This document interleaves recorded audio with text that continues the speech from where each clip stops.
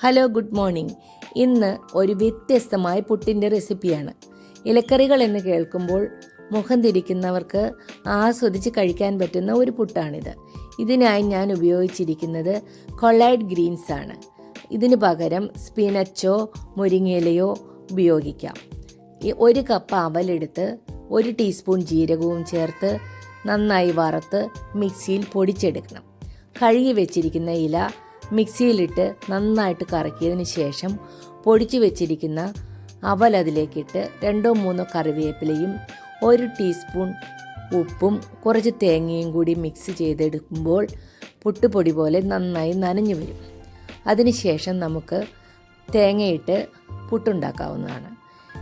കൂടെ കഴിക്കാനായിട്ട് ബീഫ് കറിയോ കടലക്കറിയോ ആയാൽ സംഭവം കുശാൽ. റെസിപ്പി ഇഷ്ടമായാൽ സബ്സ്ക്രൈബ് ചെയ്യാൻ മറക്കരുതേ. Thank you for watching. By.